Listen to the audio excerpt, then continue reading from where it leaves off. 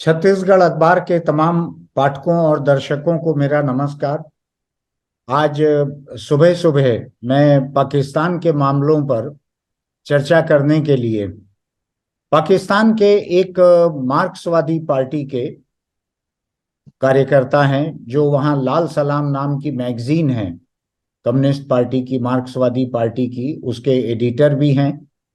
वो लगातार बहुत सक्रिय रहते हैं पॉलिटिकल मामलों में। और मैं हमारे दर्शकों को ये बतलाना चाहूँगा कि ये पार्टी वही है जो पाकिस्तान में भगत सिंह की आइडियोलॉजी को रिस्पेक्ट करती है, भगत सिंह की आइडियोलॉजी पर चलती है। लाहौर में बसे हुए हैं आदमपाल, दोस्त हैं मेरे, जर्नलिस्ट हैं, पॉलिटिकल ऑब्जर्वर हैं, पॉलिटिकल एक्टिविस्ट भी हैं। इनकी पार्टी वहां पे सत्ता में जो पार्टियां लगी हुई हैं उन पार्टियों में शामिल नहीं है। कम्युनिस्ट इतने कामयाब वहां पर नहीं हैं कि ये सत्ता के किसी किनारे, पावर के किसी किनारे पहुंच सकें।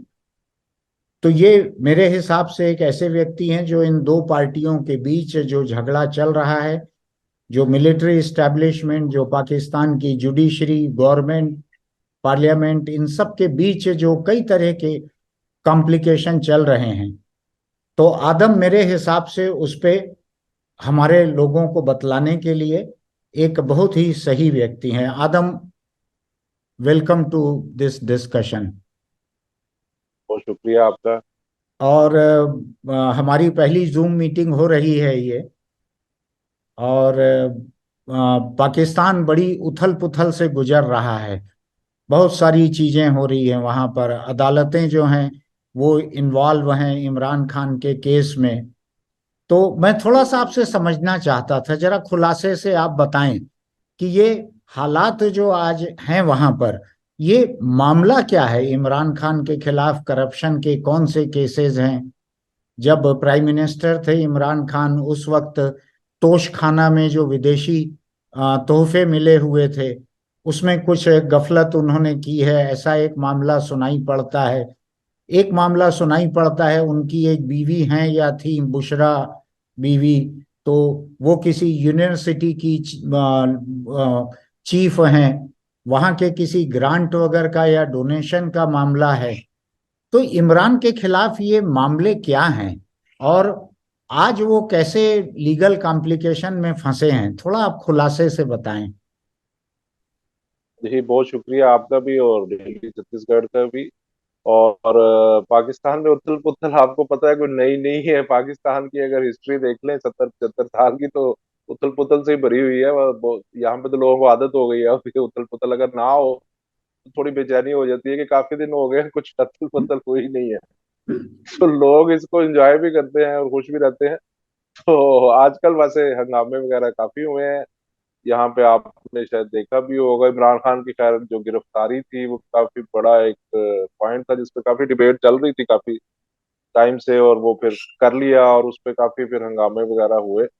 उन पे बेसिकली जो केस है वो करप्शन का केसेस हैं, जिसमें उन्होंने एक पाकिस्तान के सबसे बड़े जो richest person of Pakistan Malik Riaz वो बेसिकली इन्वॉल्व है। लेकिन वो इतने पावरफुल हैं और डीप स्टेट से इतने ज्यादा लिंक्ड हैं कि कोई किसी मीडिया पे आपको उसका नाम नजर नहीं आएगा। वो रियल स्टेट टाइकून है पाकिस्तान का, और उसके बैरियर टाउन्स हैं, रियल हाउसिंग सोसाइटीज हैं कराची, लाहौर, इस्लामाबाद और बड़े शहरों में। तो वो बहुत बड़ा एक टाइकून है, बिजनेस टाइकून मलिक रियाज, बेसिकली उसका केस है। लेकिन वो इतना पावरफुल है कि कोई सुप्रीम कोर्ट, कोई जनरल, कोई मीडिया उसका नाम तक लेना नहीं चाहता। और उस केस में इमरान खान को अरेस्ट किया गया क्योंकि उसने एक मनी लॉन्ड्रिंग की थी 190 मिलियन पाउंड की ब्रिटेन में, मलिक रियाज ने। और वहां पे ब्रिटेन में फिर केस चला था। ब्रिटेन की नेशनल क्राइम एजेंसी ने वहां पे केस चलाया था और कहा था कि ये इलीगल मनी है, और फिर जिस मुल्क से ये आया है हम उस मुल्क को वापस करना चाहते हैं 190 मिलियन पाउंड। उन्होंने पाकिस्तान की गवर्नमेंट को ऑफिशियली वापस कर दिया। और वो अब उस वक्त इमरान खान प्राइम मिनिस्टर थे, और जाहिर है कि इतने पैसे आए थे तो वो मलिक रियाज को वापस करना चाहते थे। तो उन्होंने कैबिनेट मीटिंग के अंदर एक बंद लिफाफा रखा और कहा कि आप इस पे साइन कर दें। लोगों ने पूछा कैबिनेट के अंदर उनके अपने मिनिस्टर्स ने कि बंद लिफाफे पे कैसे साइन करते हैं, लेकिन वो चूंकि बड़े लीडर हैं, प्राइम मिनिस्टर हैं, तो लोगों ने साइन कर दिया। वो पैसे जो थे वो मलिक रियाज को वापस मिल गए, 190 मिलियन। तो उसके ऊपर फिर मलिक रियाज ने जाहिर है गिफ्ट दिया एक या आप कह लें कमीशन थी या किक बैक था इमरान खान को। तो वो उन्होंने कुछ 458 एकड़ जमीन थी वो उनके और बिशरा बीबी के नाम की, जिसको उन्होंने ट्रस्ट बनाया, उधर यूनिवर्सिटी का सारा किया। तो वो एक कमीशन था इमरान खान को जो मिला मलिक रियाज।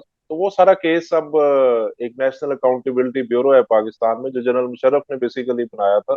हाँ, ये उसका मकसद ये था कि जो पॉलिटिशियंस हैं इनको कैसे मैनिपुलेट करने के लिए और इनको अपने उसमें शिकंजे में रखने के लिए जनरल ने वो आज वो पहले इमरान खान यूज करते रहे हैं नवाज शरीफ के अगेंस्ट, जरदारी के अगेंस्ट, और उससे पहले भी यूज होता रहा है। और अब वही इमरान खान के अगेंस्ट यूज हुआ है और उन्होंने ही अरेस्ट किया है इमरान खान को। ये और कल फिर वो सुप्रीम कोर्ट आदम, में आना। इसमें एक चीज मुझको समझ में नहीं आई। मैं पाकिस्तान के मामलात बड़े बारीकी से देखता हूँ, दिलचस्पी से, लेकिन इमरान खान की कैबिनेट ने बंद लिफाफे पे दस्तखत कर दिए थे। ये ऐसे ही है। ये तो सामने जो आ रही है वो यही है। फिर ये शहबाज शरीफ की जब गवर्नमेंट आई है, फिर ये कैबिनेट मीटिंग हुई है, तो उन्होंने वो लिफाफा खोला और उसमें देखा कि क्या हुआ। तो अच्छा। और अब अभी भी आप ये देख लें कि आपको किसी भी सारी डिस्कशन में मलिक रियाज का नाम तो कहीं भी नहीं नजर आ रहा है। जो पाकिस्तान का इतना अमीर आदमी है और इतना पावरफुल बंदा है कि उसका नाम ही किसी, और ना ही अदालत, ना सुप्रीम कोर्ट ने उसको बुलाया, ना किसी अकाउंटेबिलिटी ब्यूरो ने उसको बुलाया है, ना वो कभी पेश हुआ किसी अदालत में। और 190 मिलियन पाउंड, और 190 million pound is just peanuts for him, उसके लिए तो अच्छा, मामूली रकम। ये नेशनल अकाउंटेबिलिटी ब्यूरो जो बना है, जो मुशर्रफ ने बनाया था, ये क्या अलग अलग सरकारों के मातहत काम करते हुए अपोजिशन के लीडर्स को ही दबोचने का काम करता है? ये बेसिकली इंडिपेंडेंट है, गवर्नमेंट के उसमें नहीं है, कंट्रोल में नहीं है। और ये कॉन्स्टिट्यूशनल उसके फ्रेमवर्क के अंदर एक इंडिपेंडेंट इंस्टीट्यूशन उन्होंने बनाया था, गवर्नमेंट का इस पर कंट्रोल नहीं होता। अच्छा। लेकिन इसकी जो हेड की अपॉइंटमेंट है वो गवर्नमेंट करती है। तो अभी ये जो नई गवर्नमेंट आई है शहबाज शरीफ की, इन्होंने कुछ कॉन्स्टिट्यूशनल चेंजेस किए हैं। पहले तो ये तो खत्म करना चाह रहे थे उसको, नवाज शरीफ और शहबाज शरीफ, लेकिन जाहिर है कि जनरल्स नहीं चाहते थे कि अगर ये खत्म हो गया तो फिर हम पॉलिटिशियंस को कैसे मैनिपुलेट करेंगे। हाँ। तो उन्होंने खत्म नहीं होने दिया, लेकिन उसको थोड़ा नरम कर दिया। जैसे वो पहले 90 दिन का रिमांड ले सकते थे, अब वो सिर्फ 14 दिन का रिमांड लेते हैं, या इस तरह की अच्छा। चीजें हैं। लेकिन इसके सारे जो अभी तक जितनी अकाउंटेबिलिटी हुई है, इसकी अपने करप्शन स्कैंडल्स भी आए हैं। जो हाँ। इसके नैब के अपने थे हेड, उन्होंने कितनी करप्शन की है जनरल्स ने, और पिछले दिनों काफी बड़े स्कैंडल्स उसके भी आते रहे। और अभी तक किसी पॉलिटिशियन से 1 रुपया भी नवाज शरीफ से रिकवर नहीं हो सका, शहबाज शरीफ से रिकवर नहीं हो सका। मरियम नवाज को और बहुत से मिनिस्टर वगैरह इसको अरेस्ट करते रहे हैं, इसकी कस्टडी में रहे हैं। लेकिन वो यही होता है कि वो पॉलिटिकल बार्गेनिंग और वो सारा उसके लिए ही, लीवरेज के लिए यूज करते हैं, जिसके लिए अब इमरान खान को थोड़ा सा खींच रहे हैं कि ये थोड़ा सा पर ज्यादा निकल आए थे इनके, तो थोड़े पर काटने की जरूरत थी। जी। तो अब थोड़ा सा इनको एक खींचा है। तो कुछ दिनों बाद ये भी बाहर होंगे। ये एक तो आपने जिस जो वजह से, आपने जो कहा, उससे मुझको एक चीज समझ आ रही है कि मिलिट्री इस्टेब्लिशमेंट ये नहीं चाहता था कि नैब खत्म हो और जी पॉलिटिशियंस जी का शिकंजा पूरी तरह खत्म हो जाए। तो जी क्या जी। मिलिट्री इस्टेब्लिशमेंट की पहुंच जो है नैब तक रहती है किसी तरह से? आज ही ज्यादातर ऐसा ही होता है कि रिटायर्ड जनरल जी इसके कोई head- अभी भी एक रिटायर्ड जनरल है जो इसका हेड है। हाँ। और उससे पहले कोई रिटायर्ड जज थे, जस्टिस थे, वो थे इसके हेड। लेकिन ज्यादा रिटायर्ड जनरल जी इसके हेड रहे हैं शुरू से हाँ। अब हाँ। तक। ठीक।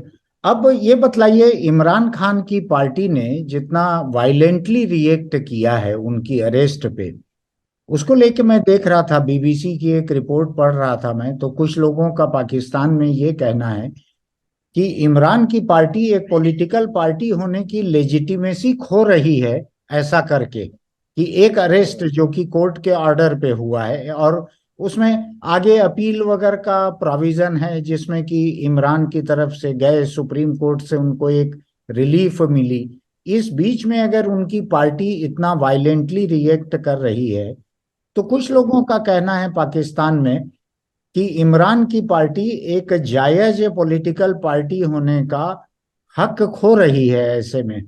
ऐसा कुछ लगता है आपको? वो तो ज़ाहिर है, ये डिस्कशन यहाँ पे चल रही है कि पीटीआई को बैन कर दिया जाए, और ऐसे बहुत से केसेस भी सुप्रीम कोर्ट में चल रहे हैं, जिसमें एक फॉरेन फंडिंग केस उसको कहा जाता है यहाँ पे, जो पीटीआई के ऊपर है, जो कि इलीगल इन्होंने को फंडिंग ली है बाहर से, जिसके ऊपर पार्टी को बैन किया जा सकता है, या और इस तरह की डिस्कशन। ये तो अपोजिशन पार्टी, जाहिर है कि जो विरोधी पार्टी होती है उसका तो दिल यही करता है कि सारी पार्टियां बैन हो जाए, मैं अकेला ही हाँ पूरे हाँ हाँ। तो हाँ वो तो जाहिर है, जो नवाज शरीफ की पार्टी और पीपल्स पार्टी, उन्होंने तो यही कहना है कि बैन हो जाए, इमरान खान हाँ गिरफ्तार हो जाए, सारे लोग हमारी पार्टियों में शामिल हो जाए, इधर उधर हाँ चले जाए। तो वो विशफुल थिंकिंग तो ऐसी रहती है। जी लेकिन मुझे नहीं लगता कि अगर उसको बैन कर देने से, देखिए जब तक किसी पार्टी के ऊपर, और इवन स्टेट रिप्रेशन से भी मेरा तो मानना यह है कि जितना मर्जी स्टेट रिप्रेशन हो जाए, पार्टी को आप ऑफिशियली बैन कर दें, कोई उसको अरेस्ट कर ले, लीडरशिप को, ये वो, उससे पार्टियां खत्म नहीं होती। पार्टियां जी खत्म होती हैं आपके पॉलिटिकल बैंकरप्सी से, आपकी पॉलिटिकल गद्दारियों से, या एक गलत, अगर आप सियासी पॉलिटिकल प्रोग्राम देते हैं, या जो मैसेज के अंदर अगर आप अनपॉपुलर हो जाते हैं, तो उससे पार्टियां खत्म होती हैं। जी इस तरह बैन करने से या इस तरह की पुलिस और अरेस्ट से तो पार्टियां बल्कि और स्ट्रेंथन होती हैं और हाँ पॉपुलर होती हैं, और हाँ ज्यादा उनको फीलिंग मिलती है। और हम भी यही कह रहे थे कि इस वक्त पाकिस्तान में, जो आपको पता ही होगा कि एक डिफॉल्ट होने जा रहा है, जो करेंसी की डिवैल्यूएशन है वो एक हिस्टोरिक लेवल पे चली गई है, और जो इन्फ्लेशन है वो ऑफिशियली 50% है, लेकिन इन रियलिटी तो ये अराउंड 100% तक इन्फ्लेशन चली गई है। उसके बावजूद एक वीकेस्ट गवर्नमेंट है पाकिस्तान की, और जो इस्टेब्लिशमेंट है, मिलिट्री इस्टेब्लिशमेंट, वो बहुत ज्यादा वीक है, डिवाइडेड है। उसके बावजूद इमरान खान जो है वो उस गवर्नमेंट को नहीं गिरा पा रहा। तो ओवरऑल इमरान खान भी एक वीक अपोजिशन लीडर के तौर पर है, और ये बस आपस में एक दूसरे को स्ट्रेंथन कर रहे हैं। ये स्थिति कुछ नहीं कर पाए। आप जो बात कह रहे हैं वो बड़ी दिलचस्प है कि आप कह रहे हैं कि गवर्नमेंट और इकोनॉमी वहाँ की बहुत वीक है, आज तक की सबसे वीक हालत में जी है। जी। आप कह रहे हैं कि बिल्कुल इमरान खान एक वीक अपोजिशन है। आप कह रहे हैं कि बिल्कुल। मिलिट्री इस्टेब्लिशमेंट डिवाइडेड है और वो वीक है। और बिल्कुल। जुडिशरी के बारे में मैं सुन रहा हूं कि जुडिशरी में इमरान को लेकर मामले फिक्स हैं, ऐसा मरियम नवाज शरीफ ऐसे ट्वीट कर रही हैं, कुछ वीडियो रिकॉर्डिंग या ऑडियो रिकॉर्डिंग डाल रही हैं, कुछ एक जज वहां के हैं उनकी कोई रिकॉर्डिंग्स सामने आ रही हैं, उनकी मदर इन लॉ से या ऐसा कुछ मुझको हाँ, वो चीफ मालूम पड़ जस्टिस रहा भी, है। हाँ। चीफ जस्टिस की मदर इन लॉ से बातचीत वगैरह की कोई रिकॉर्डिंग सामने आ रही है। जी जी तो मुझको लग रहा है कि अगर मिलिट्री कमजोर है तो वो तो डेमोक्रेसी के लिए अच्छा होना चाहिए, क्योंकि हमने बहुत मजबूत डेमोक्रेसी को पाकिस्तान में डिक्टेटरशिप में तब्दील होते देखा है, कई बार देखा है। तो जी जी मिलिट्री एक तो डेमोक्रेसी में पॉलिटिकल फोर्सेस के मातहत होनी चाहिए, ऐसा मेरा मानना है, जो कि पाकिस्तान में नहीं बिल्कुल रह है। पाया हमेशा। उनका दखल डेमोक्रेटिक मामलों में जमहूरियत में जरूरत से ज्यादा रहा और नाजायज रहा, ऐसा जी मेरा जी मानना है। तो अगर जी अगर जी बिल्कुल।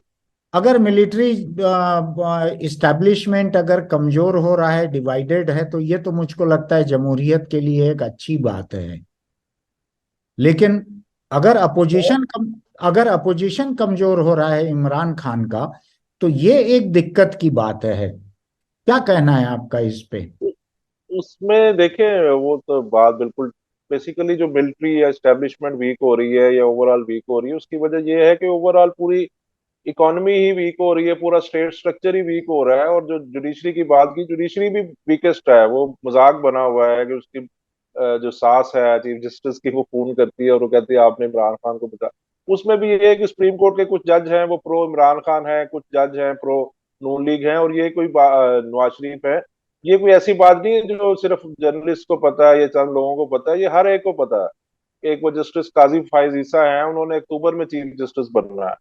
और जो गवर्नमेंट है वो चाहती है कि अक्टूबर तक ये इलेक्शन का प्रोसेस डिले हो जाए, कि हमारा चीफ जस्टिस आएगा तो फिर हम अपने केसेस उधर लेके जाएंगे, नवाज शरीफ को वापस लाएंगे, ये करेंगे। और अभी जो चीफ जस्टिस है जिसने अक्टूबर में रिटायर हो जाना है, वो प्रो इमरान खान है। इस तरह कुछ जज हैं, अब इस्लामाबाद हाई कोर्ट के जज का बात में कह रहे हैं कि वो प्रो नवाज शरीफ है। तो इस तरह ये तो हर एक इसी तरह जनरल्स के अंदर डिस्कशन है कि ये जो जनरल्स हैं ये इमरान खान के साथ हैं, ये जनरल्स नवाज शरीफ को सपोर्ट कर रहे हैं, ये जनरल्स जरदारी को सपोर्ट कर रहे हैं। और ये जो इशू ये है कि आप जिस तरह कह रहे हैं कि मिलिट्री को डेमोक्रेटिक इंस्टीट्यूशंस के अंडर होना चाहिए, कॉन्स्टिट्यूशन के अंडर होना चाहिए, ये बड़ी अच्छी बात है।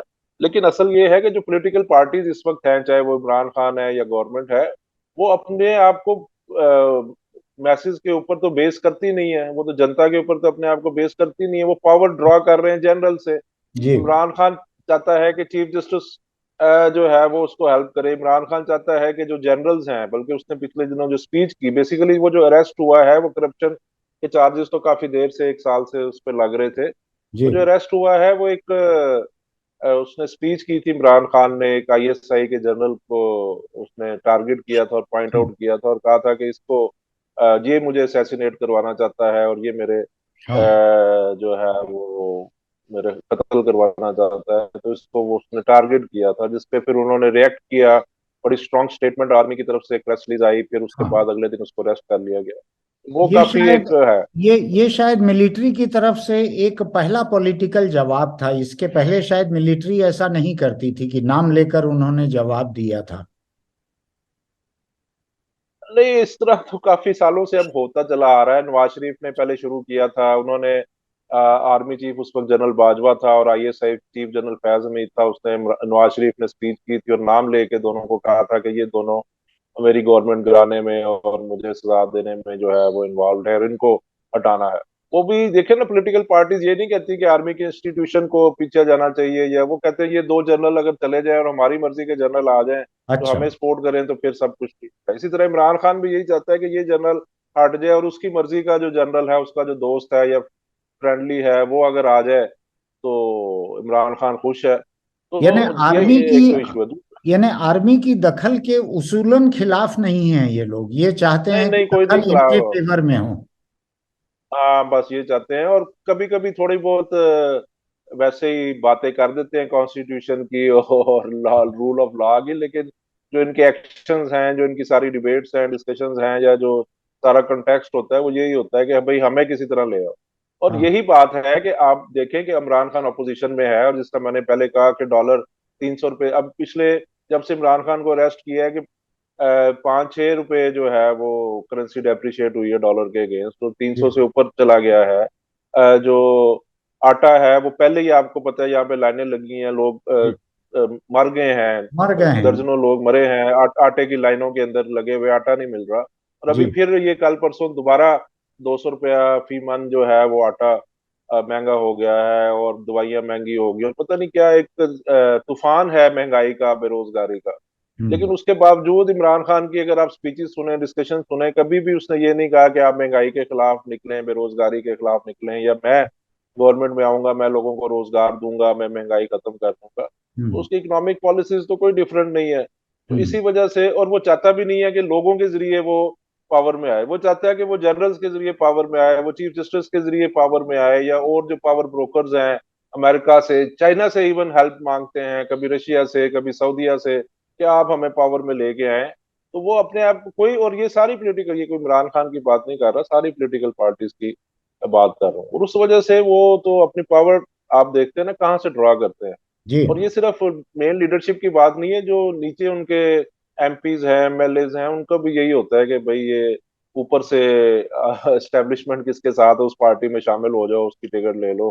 अब हाँ। इमरान खान ने 5-5 करोड़ रुपए की टिकट बेची है अपनी पार्टी के इलेक्शन की, और इस तरह सारा ये वो पार्लियामेंट एक सारा इलेक्शन के प्रोसेस है। लिए, जी जी।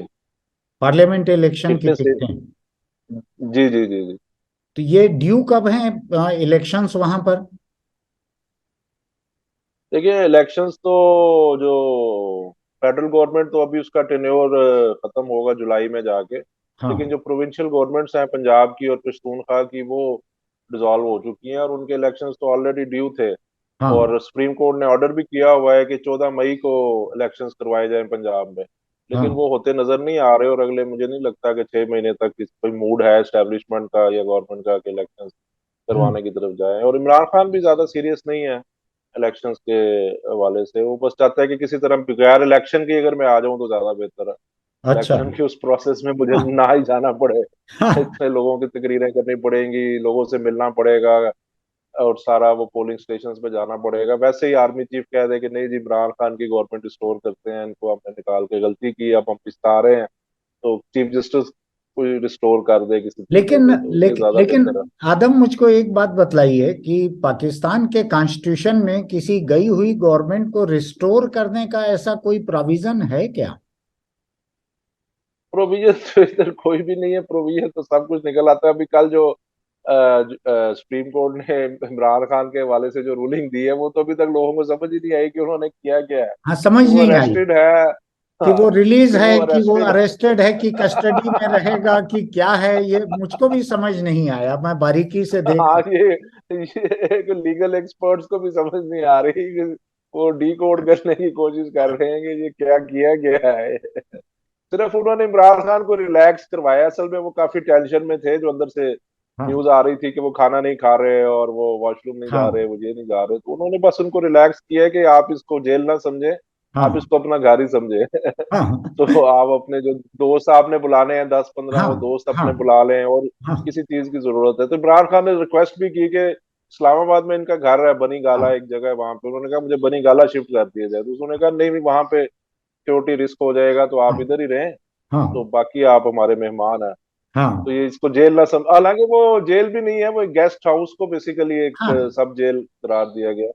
उसको भी उन्होंने कहा कि जेल ना समझें इसको, आप हमारा घर ही समझें, तो आप वो समझें कि अधिकतर हमारे अधिकतर मेहमान हैं। अधिकतर मुल्कों में पॉलिटिशियंस के लिए guest house, rest house, circuit house, इनको जेल बना दिया हाँ, जाता है। आम जी कैदी जी को जी जी, जितनी बिल्कुल, तकलीफ हाँ उनको नहीं दी जाती है। ये हाँ, बिल्कुल ऐसे ही है। ये मुझको बताइए कि जिस चीफ जस्टिस ने ये रिलीफ दिया है इमरान को, ये यही चीफ जी जी, जस्टिस हैं क्या जिनसे उनकी सास की बातचीत वगैरह हाँ टेलीफोन, जी जी जी, हाँ ये वही हैं? जी जी, उनके बारे में बड़ा मशहूर है, उनके काफी जो फैमिली के लोग हैं वो पीटीआई के अंदर काफी लीडिंग पोजीशंस में हैं। हाँ एमपीज की टिकट्स वगैरह भी हैं उनके पास, तो वो उनकी हाँ जो सास हैं वो भी पीटीआई की हैं।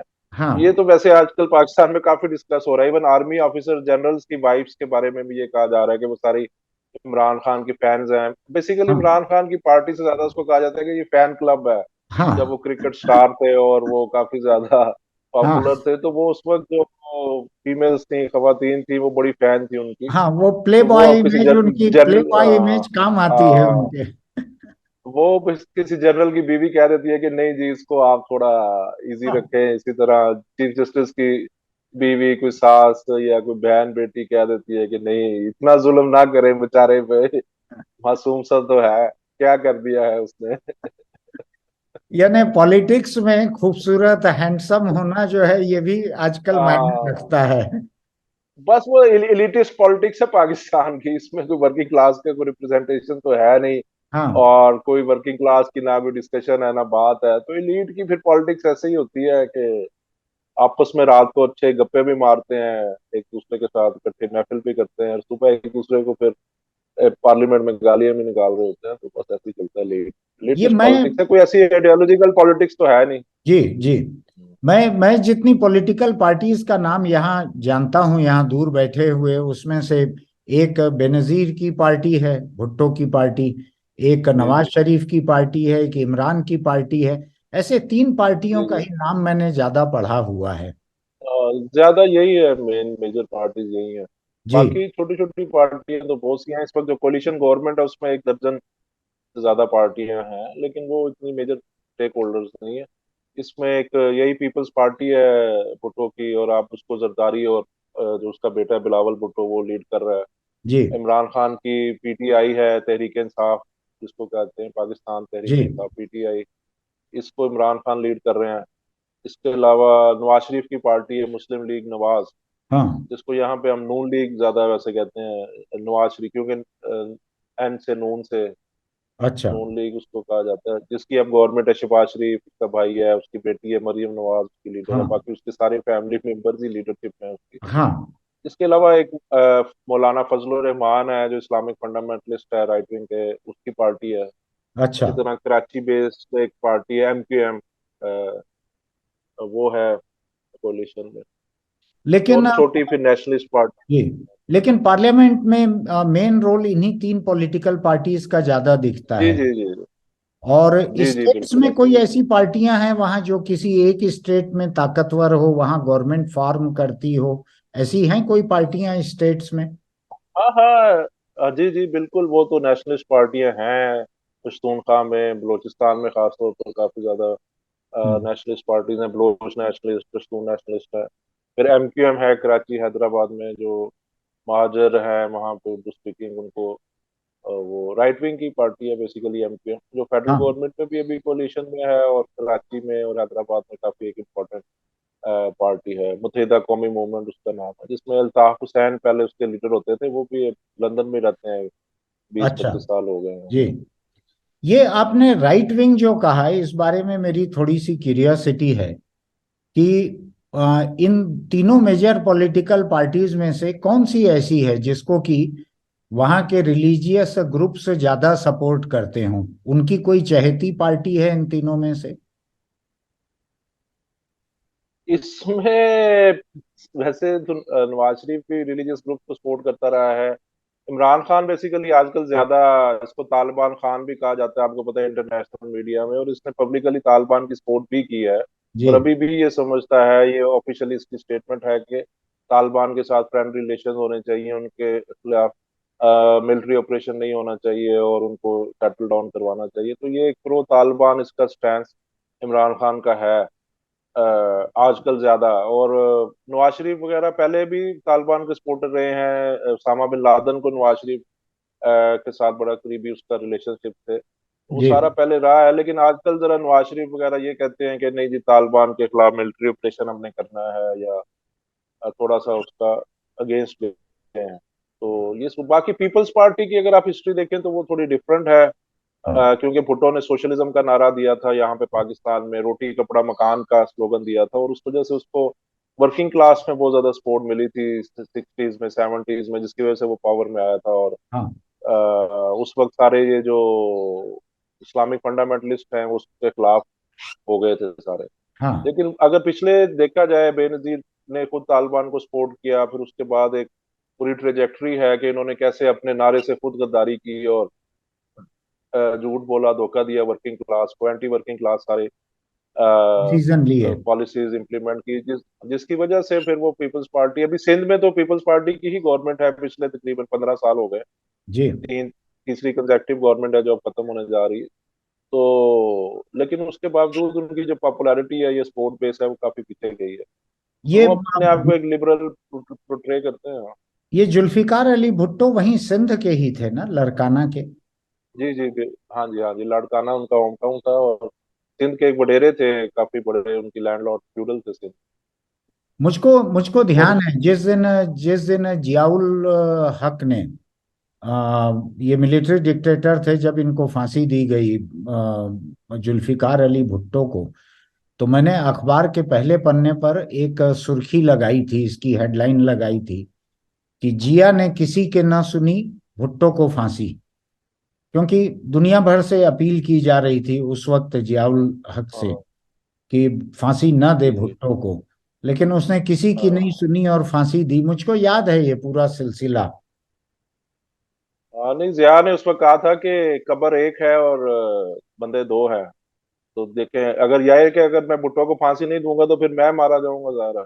हाँ। तो खैर, वो सर्वाइवल का इशू था, और वो खैर काफी उस पर हमने किताब भी लिखी है, डिस्कशंस हैं, डिबेट्स हैं, कि वो हम्म। बेसिकली एक रेवोल्यूशनरी मूवमेंट थी पाकिस्तान में 68-69 में, अयूब खान के हाँ। डिक्टेटर, जनरल अयूब की डिक्टेटरशिप थी, उसके खिलाफ एक बहुत बड़ी मूवमेंट थी पाकिस्तान में, जब वर्किंग क्लास ने टेक ओवर कर लिया था almost all over the country. और इवन उस वक्त ईस्ट पाकिस्तान भी, बांग्लादेश जो बाद में बना, वो भी साथ था, वहां भी बहुत बड़ी मूवमेंट थी।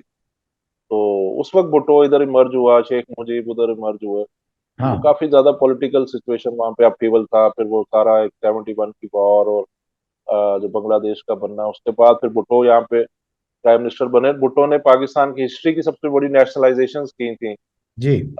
जो प्राइवेट सेक्टर था उसको नेशनलाइज कर लिया। पाकिस्तान की हिस्ट्री का सबसे ज्यादा हेल्थ प्रो पीपल बजट था, हेल्थ के अंदर, एजुकेशन के अंदर ऑलमोस्ट 40% तक उन्होंने एलोकेशंस की, और बहुत बड़ी रिफॉर्म्स की पाकिस्तान की हिस्ट्री की। तो काफी बड़ी मूवमेंट थी।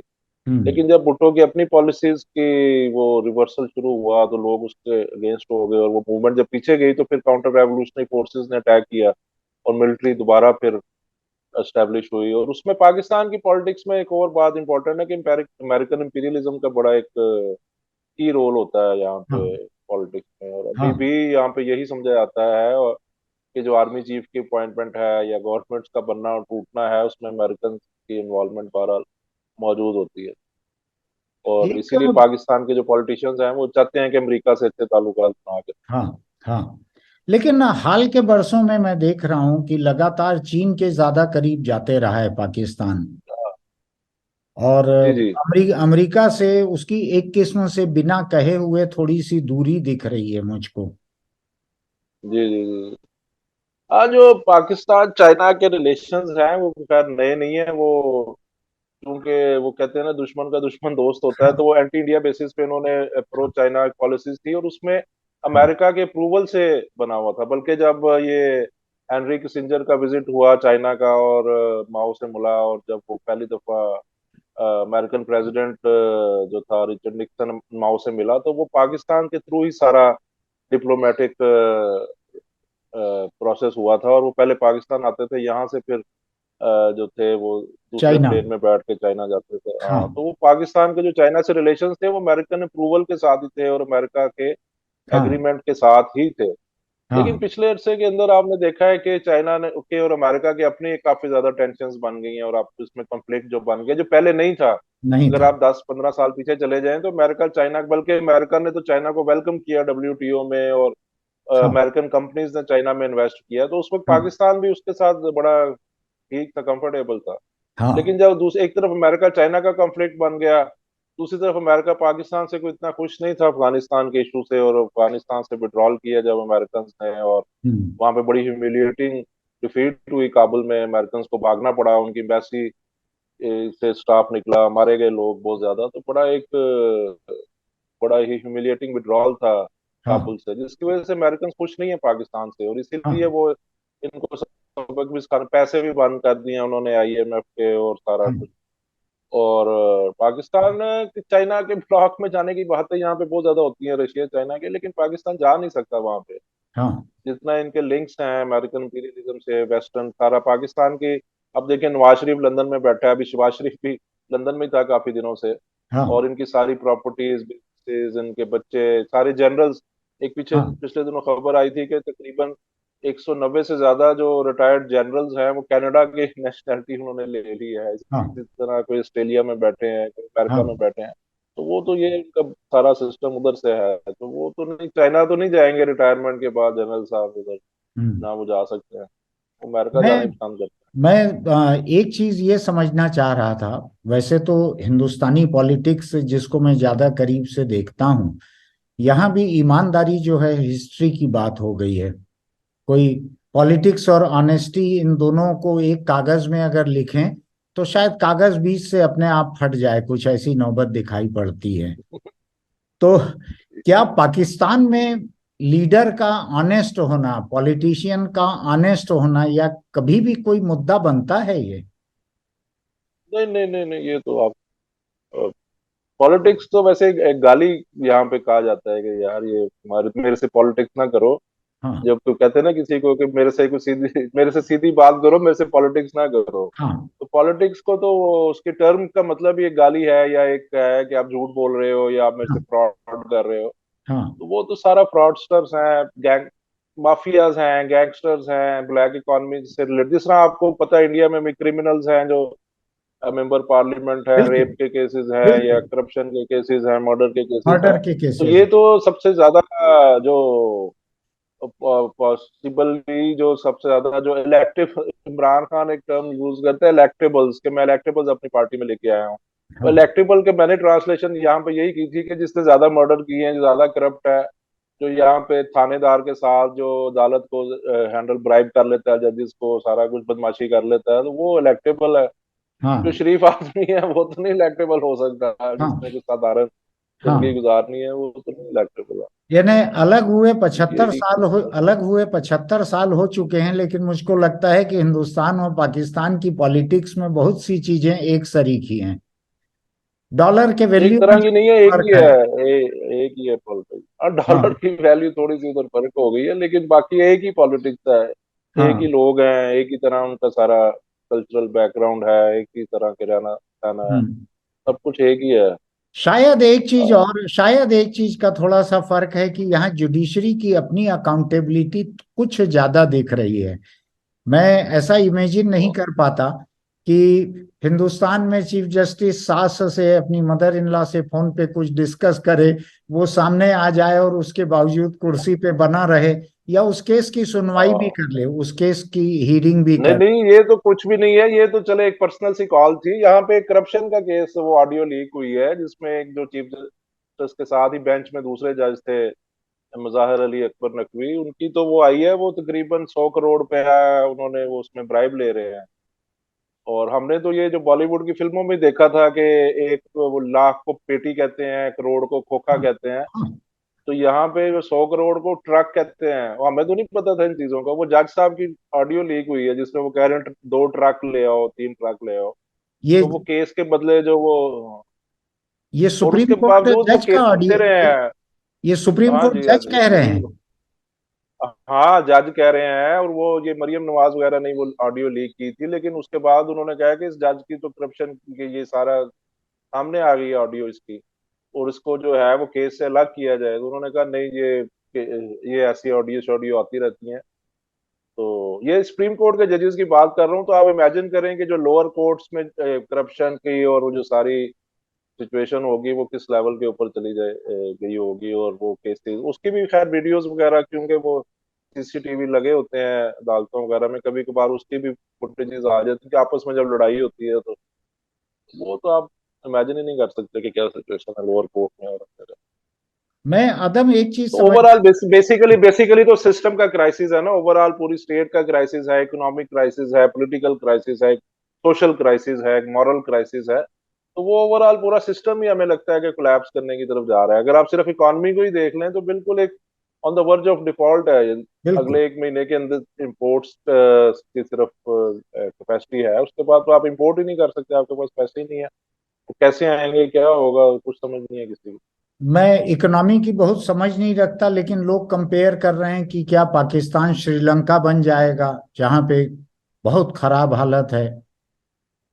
श्रीलंका से भी ज्यादा खराब हालत है। श्रीलंका तो डिफॉल्ट कर गया है, लेकिन जो इन्फ्लेशन के फिगर आए हैं श्रीलंका में कम है, पाकिस्तान में इस वक्त श्रीलंका से ज्यादा इन्फ्लेशन है।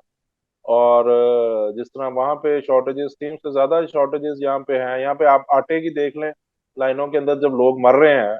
हाँ और दूसरी तरफ ऐसा नहीं है कि यहाँ पे आटा वो कम पड़ गया या प्रोडक्शन, हाँ ये भी इम्पोर्टेंट है कि वो जो प्रोडक्शन है वो वीट की कम नहीं हुई, हाँ वो ज्यादा हुई है, वो रिकॉर्ड हुई है।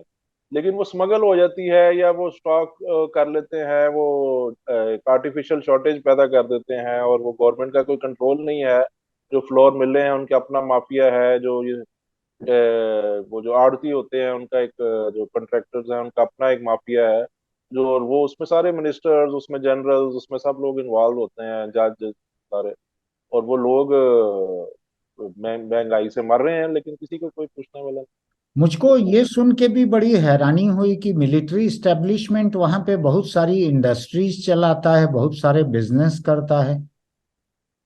हाँ, तकरीबन कुछ फिगर्स हैं, वो कहते हैं कि 1/3 ऑफ द इकोनॉमी जो है वो आर्मी डायरेक्टली कंट्रोल करता है, और बहुत सी जो है वो इनडायरेक्टली कंट्रोल करता है। कुछ इससे भी ज्यादा के फिगर्स देते हैं। इसी तरह जो रियल स्टेट सेक्टर है उसमें आर्मी सबसे बड़ा जो इस वक्त प्लेयर है, वो आर्मी है। डिफेंस हाउसिंग सोसाइटीज हैं, जिस तरह अभी पिछले दिनों करप्शन के केसेस जनरल्स के सामने आ रहे थे, तो लाहौर की डिफेंस हाउसिंग सोसाइटी है जिसमें जो आर्मी चीफ है, जो एक्स IAS चीफ है, वो उनके फ्रंट मैन हैं जो सारी डीलिंग करते हैं, जो करोड़ों रुपए की प्रॉपर एक एक प्लॉट होता है जो 50 करोड़ का, 100 करोड़ का सेल करते हैं, तो उसमें कमीशन एक प्लॉट में लेते हैं। और वहां पे थाउजेंड्स ऑफ प्लॉट्स होते हैं। और वो सारे जनरल्स हैं जो आर्मी के ऑफिसर्स हैं, वो इसी प्लॉटों के चक्कर में ही इन्वॉल्व होते हैं आजकल। और बहुत से लोग तो ये भी कहते हैं कि ये सोल्जर्स से ज्यादा प्रॉपर्टी डीलर्स के लोग हैं। इसी तरह सीमेंट मैन्युफैक्चरिंग है, बैंकिंग हाँ सेक्टर है, हाँ। इसमें आप यू नेम एनीथिंग, वहां पे आर्मी ज्यादा डायरेक्टली इन्वॉल्व है। इस तरह और बहुत से ज्यादा बेसिकली जो आर्मी का, बहुत से लोग कहते हैं जी पॉलिटिक्स में, जिस तरह आप कह रहे थे कि पॉलिटिक्स में नहीं होना चाहिए उसकी मेडलिंग हाँ। आर्मी की, लेकिन बेसिकली आर्मी की इकोनॉमी के अंदर जो इंटरेस्ट हैं और सबसे बड़ी इतनी बड़ी बिजनेस एम्पायर है, उसको प्रोटेक्ट करने के लिए फिर उन्हें जाहिर है पॉलिटिक्स को कंट्रोल करना पड़ता है। कि अगर वो पॉलिटिक्स को कंट्रोल नहीं करेंगे तो फिर उनके जो बिजनेस इंटरेस्ट हैं उसको कैसे वो सेफ गार्ड करें। और हम्म। ये तो डायरेक्टली भी कह चुके हैं बहुत से। अब तो डायरेक्टली जो जनरल, जिस तरह पिछला आर्मी चीफ था, वो इकोनॉमी पे लेक्चर दे रहा होता था, वो फॉरेन पॉलिसी को गाइड कर रहा होता था, जो फॉरेन लीडर्स थे उनसे डायरेक्टली बातचीत कर रहा होता था। तो ये तो एक नई बात यहाँ पे, या कोई ऐसी अचंभे की बात तो यहाँ पे रही नहीं। आदम, मुझको एक चीज ये समझाइए कि पाकिस्तान की मीडिया का क्या रोल है जो कुछ चल रहा है। मैंने कुछ लोगों से बात करने की कोशिश की। हेलो। जी, आ रही है आवाज मेरी? जी जी, अब आ रही है। हाँ। मैंने कुछ लोगों से बात करने की कोशिश की, कुछ अखबार नवीसों के, कुछ टीवी एंकर्स के, जो डिबेट वगैरह करवाते हैं, उनसे बात करने की कोशिश की। तो जिनके थ्रू मैंने कोशिश की, उन्होंने कहा कि ये तो इस पार्टी के साथ है, ये तो इस पार्टी के साथ है। हिंदुस्तान में भी इस तरह की नौबत रहती है। बहुत सारे जर्नलिस्ट जो हैं वो आइडेंटिफाइड हैं किसी एक पार्टी के साथ। तो ये वहां पर कोई इंडिपेंडेंट मीडिया रह गया है क्या पाकिस्तान में? नहीं नहीं, कोई भी नहीं है। पहले तो अब तो ज्यादा डिवाइड हर आने वाले दिन के साथ शार्प होती जा रही है। अभी कल भी दो जो बड़े टॉप जर्नलिस्ट थे पीटीआई के सपोर्टर्स, उनको भी अरेस्ट किया है। एक इमरान रियाज खान है, वो पहले भी दो तीन दफा उसने मुल्क छोड़ने की कोशिश की, उसको नहीं छोड़ने दिया गया, फिर कल उसको अरेस्ट कर लिया। इसी तरह पीटीआई के जो मेन जर्नलिस्ट थे उनको भी अरेस्ट किया है, और को भी अभी अरेस्ट करेंगे। कुछ लोग जो है वो पीटीआई के जो सपोर्टर्स थे वो मुल्क छोड़ के चले गए हैं।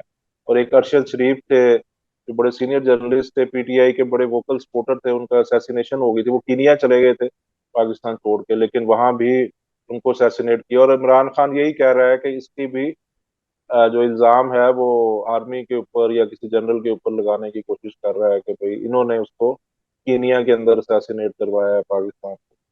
इसी तरह और बहुत से, तो बड़ी वो तो हिटेड इसी तरह जो जब वो गवर्नमेंट प्रो गवर्नमेंट में होते हैं तो पैसा भी कमा रहे होते हैं, वो अपनी बिल्कुल एक पॉलिटिकल लीडर की तरह ही बात कर रहे होते हैं जब इस काम पे रहे हैं वो।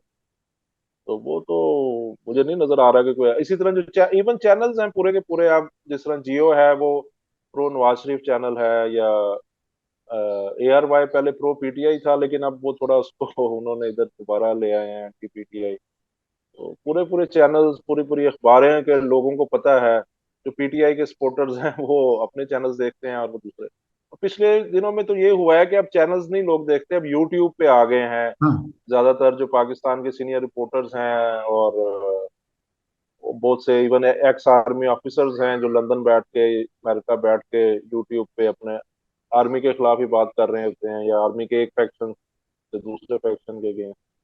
इस तरह यूट्यूब चैनल ज्यादा लोग अब फॉलो करते हैं, और ज्यादा क्योंकि जब वो गवर्नमेंट आती है वो चैनल से भी, प्राइवेट चैनल से भी निकलवा देती है गवर्नमेंट। तो ज्यादा फिर लोगों ने अपने यूट्यूब चैनल बना लिए हैं, उसी पे फिर लोग फॉलो करते हैं, कोई देखता है। आप उसमें मुझको भी ये है। मुझको ये लग रहा है, आप जो डिस्क्राइब कर रहे हैं उससे पाकिस्तान लफ्ज हटा दें अगर, तो वो हिंदुस्तान पे भी डिस्क्रिप्शन फिट बैठता है ये। सही है। यहाँ भी अच्छा। यहाँ भी बहुत से इंडिपेंडेंट जर्नलिस्ट ऐसे हैं जो यूट्यूब चैनल के भरोसे चल रहे हैं और बहुत कामयाब हैं, अपने हाँ अपने हाँ, वो अखबार ज्यादा चैनल के सक्सेसफुल है। मुकाबले ज्यादा कामयाब हैं। हाँ, चैनल से ज्यादा लोग उनके यूट्यूब जो फॉलोअर्स हैं इस वक्त हाँ। मिलियंस में फॉलोअर्स हैं लोगों के। हाँ। हाँ। एक एक चीज मुझको ये ऐसे। बतलाइए कि पाकिस्तानी यूथ जो है, जो फर्स्ट टाइम जी वोटर्स है, जी। जिसको हम कहें 18 साल से पढ़ाई करते हैं, यूनिवर्सिटी कॉलेज जाते हैं, इन लोगों का कोई पॉलिटिक्स में कोई इंटरेस्ट रहता है क्या, कि कोई इंटरेस्ट नहीं जागा है इनमें? बहुत ज्यादा। नहीं नहीं, पाकिस्तान के अंदर जनरल पब्लिक और खासतौर पर यूथ बहुत ज्यादा पोलिटिसाइज है, और पॉलिटिकल डिस्कशन तो यहाँ पे बहुत ज्यादा, जिस तरह इंडिया में फिल्मों की मसलन डिस्कशंस बहुत ज्यादा होती हैं, या हाउस होल्ड डिस्कशंस होती है, यहाँ पे जो एक रेगुलर कन्वर्सेशन है वो पॉलिटिक्स पे ही होती है। अच्छा। और जितना जितना ड्रामा यहाँ की पॉलिटिक्स में है, शायद आप किसी फिल्म हाँ। में है वहां पे आप हाँ। चाहे भी तो क्रिएट ना कर सके। आप स्टोरी भी कोई ऐसी नहीं, जिस तरह कल यहाँ पे ड्रामा हुआ है सुप्रीम कोर्ट में और लोग उसको फॉलो कर रहे थे, तो बड़ा ड्रामेटिक यहाँ पे पॉलिटिक्स है। और हाँ। रोज कुछ ना कुछ नया। बल्कि अब तो जो अगर कुछ नया ना आए तो लोग बोर हो जाते हैं कि यार ये क्या हो रहा है, कोई लीडर अरेस्ट नहीं हुआ, कोई गवर्नमेंट अभी तक नहीं गिरी, अभी तक कोई प्राइम असेंबली डिसॉल्व नहीं हुई, तो बोरियत शुरू हो जाती है। अभी अभी तो हफ्ते भर यहाँ की से तो तो बड़ी पोलिटिसाइज है। अभी हफ्ते भर से तो हर दिन कुछ घंटे मैं भी फॉलो कर रहा हूँ। आपसे बात करनी थी तो आपका भी इंटरेस्ट उन्होंने अट्रैक्ट कर लिया। मेरी मेरी भी कुछ तैयारी रहे, कुछ समझा हुआ रहे पाकिस्तान के मामलों को। लेकिन मुझको ये सही है। बताइए, ये पॉलिटिक्स में दिलचस्पी सुनने तक है या किसी पॉलिटिकल मूवमेंट में भी वहां का यूथ शामिल होता है?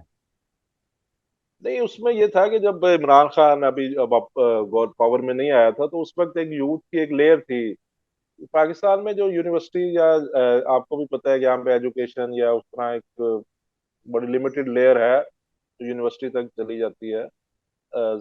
खैर वो भी लाखों में ही बनती है, लेकिन जो एक majority of the Pakistan number 1 है जो आउट ऑफ स्कूल चिल्ड्रन है दुनिया के अंदर, नंबर हाँ। 1 है।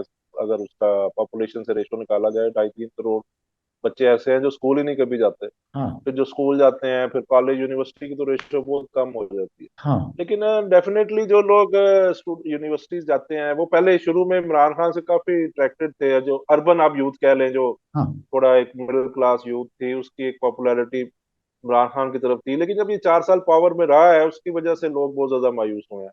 अच्छा। और इसने जो डिलीवर नहीं किया, और जितनी ज्यादा इन्फ्लेशन हो गई, और जो इसकी सारी पॉलिसीज थी, उसकी हम्म। वजह से अनएम्प्लॉयमेंट बढ़ी, और सारा जो इश्यूज बने, उसकी वजह से यूथ के अंदर इसकी पॉपुलैरिटी बहुत ज्यादा कम हुई है। और हम्म। अभी कोई ऐसी यूथ की कोई अट्रैक्शन किसी पार्टी के साथ नहीं है।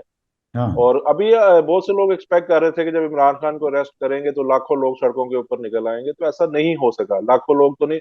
हाँ, ये नहीं है 5-7 हजार लोग पेशावर में निकले हैं, लाहौर में 3-4 हजार लोग थे, या इस्लामाबाद में 4-5 हजार लोग थे। हजारों में लोग थे, लाखों में नहीं निकल सके। और उसमें कोई यूथ भी उस तरह नहीं लेकिन अट्रैक्ट कर सके ये लोग ज्यादा।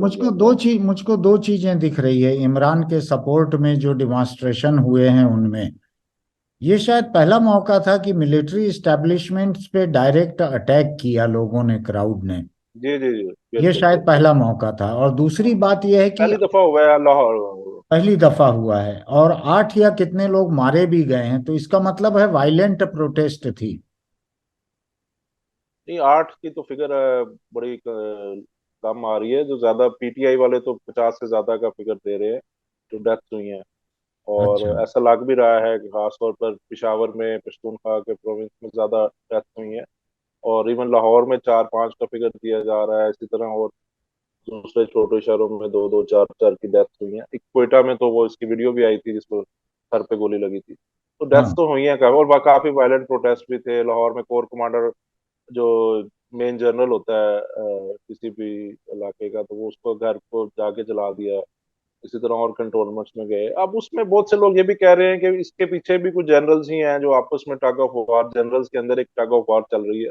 और कुछ अच्छा। जनरल्स ने अमेरिका इमरान खान को बैक कर रहे थे, और उन्होंने कहा है कि थोड़ा सा जो जनरल इस वक्त पावर में है, इनको थोड़ा सा शॉक देने के लिए, या इनको आउट ऑफ पावर करने के लिए थोड़ा हाँ। सा ये टैक्टिक यूज किया जाए। इस तरह भी खबरें आ रही है। बल्कि कुछ ऑडियो लीक्स भी पीटीआई के लीडर्स की आई हैं, जिसमें वो डिस्कशन कर रहे हैं कि भाई हमने किधर जाके प्रोटेस्ट करना है, या किधर जाके जलाओ घिराओ करना है, अच्छा। हंगामे करने हैं। तो वो ऑडियो लीक्स भी आई हैं पीटीआई के लीडर्स की, जिसमें वो बड़ा प्राउडली उनको कोई गाइड कर रहा है कि आप उधर जाके अपनी रैली जो है वो मेन जो स्क्वायर है, मेन चौक है, वहां से आप उधर ले जाएं कैंटोनमेंट की तरफ।